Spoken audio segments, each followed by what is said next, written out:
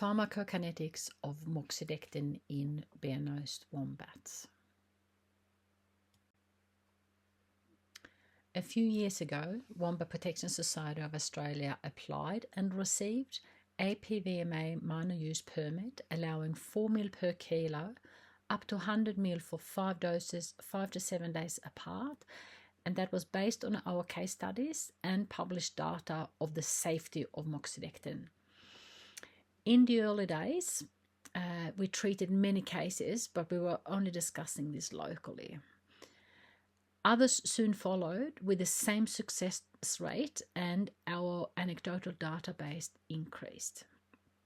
Many people knew about the success of this treatment protocol, but it wasn't widely known. We decided to go more public to reach more people who could help more wombats, but we were not very successful at delivering our message, and treaters wanted scientific proof. So that is a very short summary that led Wombat Protection Society, Drake Wildlife Sanctuary, Southern Cross Wildlife Care Hospital, and of course Charles Sturt University to undertake pharmacokinetics of Moxidectin in bare-nosed wombats. Our number one priority was the welfare of the wombats, and therefore no wombats were chased, trapped, or harassed.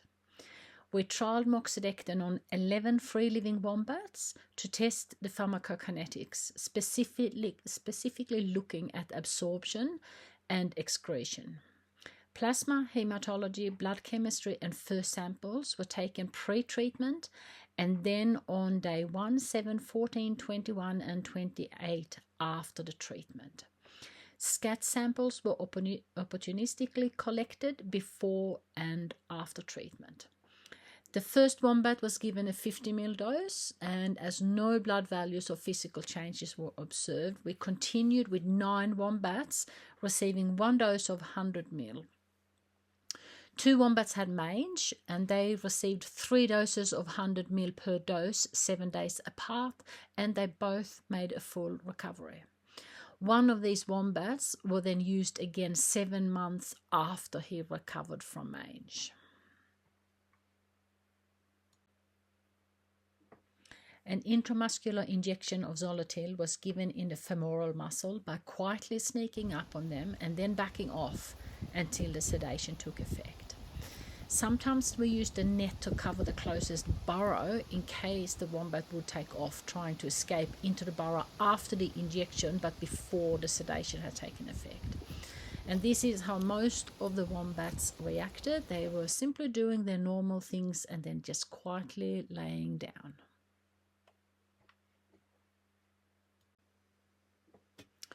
When sedated, we placed the wombat on a stretcher and onto our electric eco-buggy to take the wombat back to our facilities. And it was very quiet. We worked very quietly with no noises around and no motors to drive them anywhere. It was just a quiet electric eco-buggy. And of course, we had a very curious observer wondering what we were doing. What are we? We monitored heart rate, oxygen saturation, and respiration rate until they recovered. Blood and fur samples were collected. They were weighed on a digital platform scale, and a small section of fur was clipped for identification. We cleaned and treated wounds, cuts, abrasions, and bite marks. And physical observations were also made daily. We didn't want our blood tests to sit in the post for an extended time, so therefore we brought all the machines back to our facilities. Therefore, hematology and biochemistry were analysed and results printed within 15 minutes of drawing the blood from the wombats. The plasma, feces and fur were kept at -20 degrees Celsius until it was analysed. Feces were also checked for other parasites, both via a smear and a fecal flotation.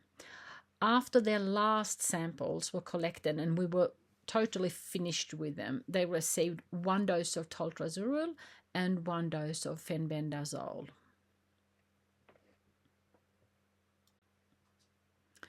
As with sedation, the recovery is different for each wombat and each time. A couple of the wombats, they kept dropping their head and wanted to pace. These wombats needed to be held until they could control their head.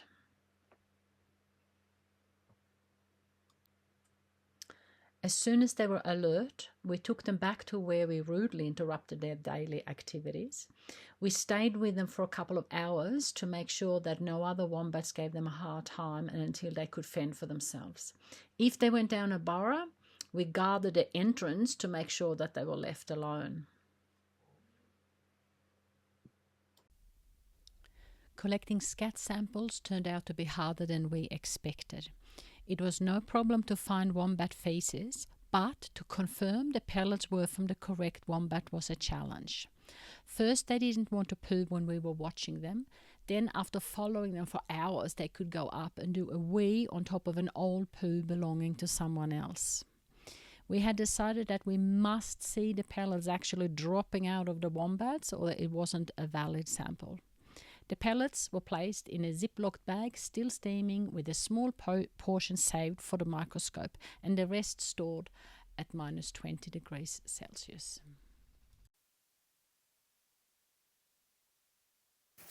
Here we go. We might have a moment here. Found a rock. No, it might be a butt scratch. Bit of a marking. It's a bit of everything, eh? Territory marking. Not a bit of a scratch. But yeah, you leave me with nothing. Thanks. Here we go. Let's do a tree here. Yes. Look at that. LBOT. Thank you.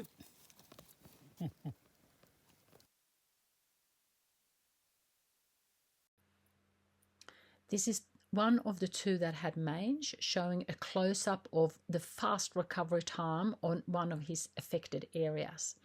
He was treated with 3 doses over 14 days on day 1, 7 and 14, and he made a full recovery. And this is him 7 months later. We measured pharmacokinetics in free-ranging wombats under usual environmental conditions, how Moxidectin is used to treat mange in the field. Therefore, our data represents real-world conditions. All wombats remained clinically well throughout the trial. Data collected on blood parameters, both hematology and chemistry, suggests that Moxidectin had no adverse effects on the wombats treated. Most analytes were similar to those reported previously for wombats, except total bilirubin, which was slightly elevated, and CK, which was lower. Season may be the reason to total bilirubin was elevated, which has been suggested previously for other marsupials. Changes to sodium and potassium levels were recorded on day 28, and it is unlikely these changes are related to treatment, as the Moxidectin was largely eliminated by day 28. Our sodium range was slightly lower, and potassium values had a slightly wider range compared to previously published values. Blood chemistry analytes are affected by factors such as nutrition, hydration, and season, and it is likely changes in sodium and potassium reflect those changes. CK is used as an indicator of stress and capture myopathy, which has been observed in other marsupials. Capture myopathy does not appear to happen in wombats, but stress levels can be high for different reasons, especially when suffering from mange. Previously published data are not considered normal baseline reference ranges, as they come from a small number of captive wombats. The graph is showing CK levels, and the first column is from our study of 9 wombats, giving us a value of 109 plus minus 102. The second column is from 31 captive wombats, all held in zoos and animal parks, giving a value of more than double of our wild wombats. The third column is of healthy wombats in the wild, but they had been captured for the purpose of collecting the samples by chasing, netting, or trapping them. Their CK levels are more than 8 times higher than in our study.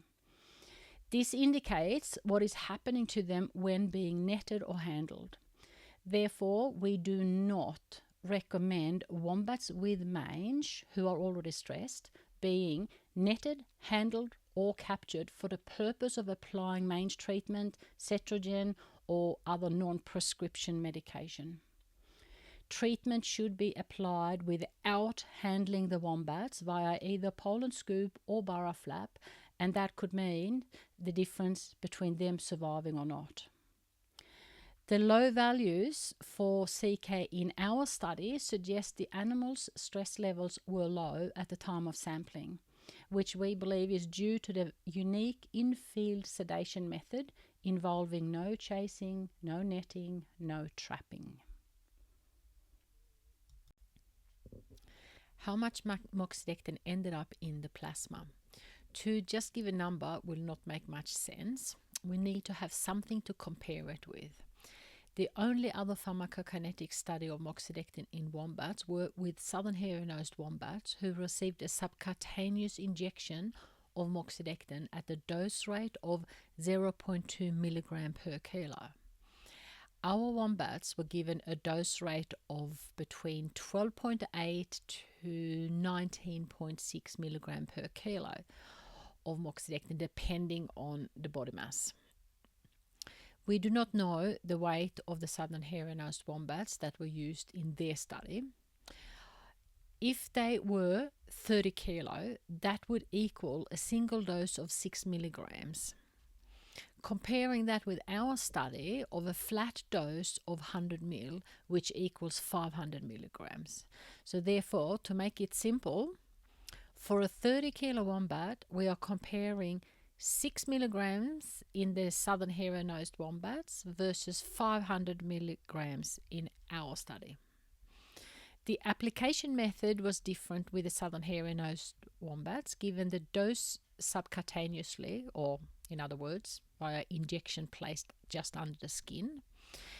The application for our wombats were, of course, topical, poured on top of the skin.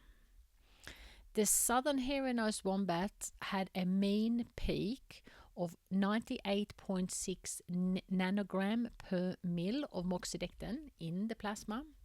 So if all our moxidectin had been absorbed into the bloodstream, we would expect 8,167 nanogram per mil, but we only got a tiny amount of 0.5 nanogram per mil. The half-life was higher in our wombat compared with the southern hairy-nosed, giving us a mean of 8 days when the southern hairy-nosed had only 5 days.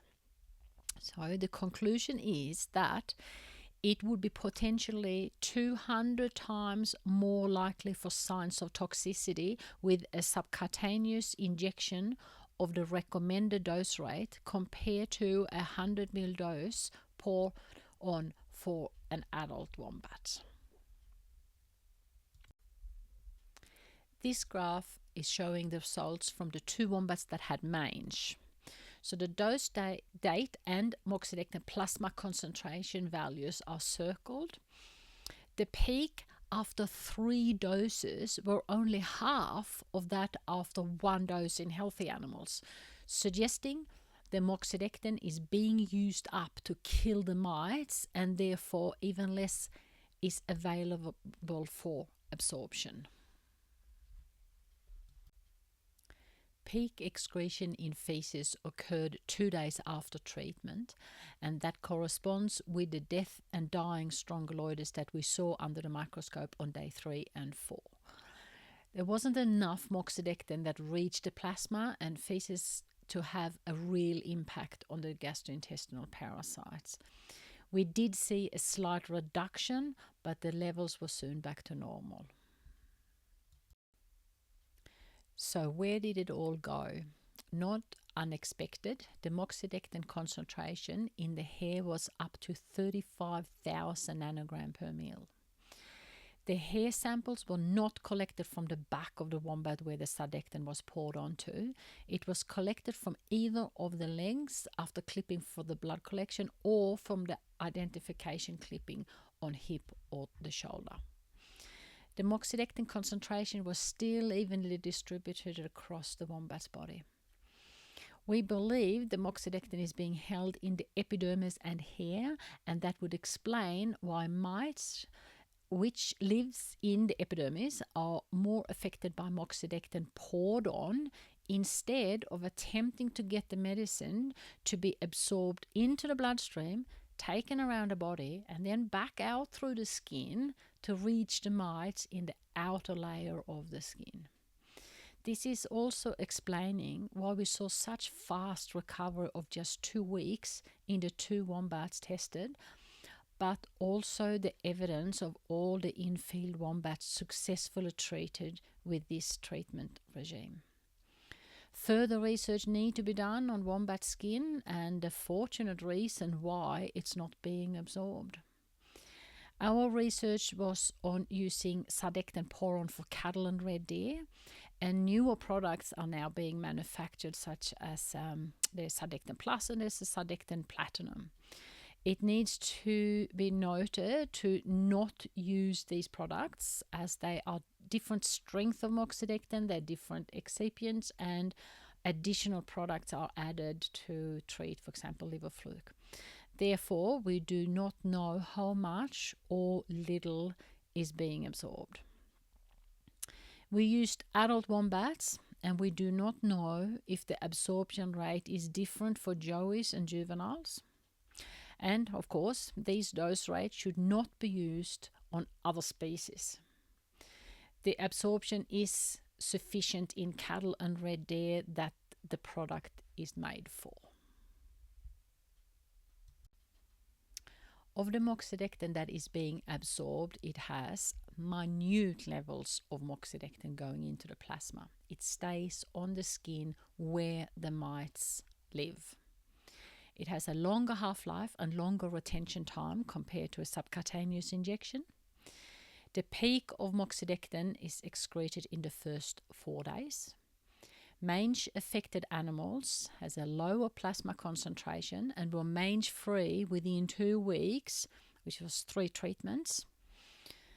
Mange-affected wombats have even less moxidectin available for absorption.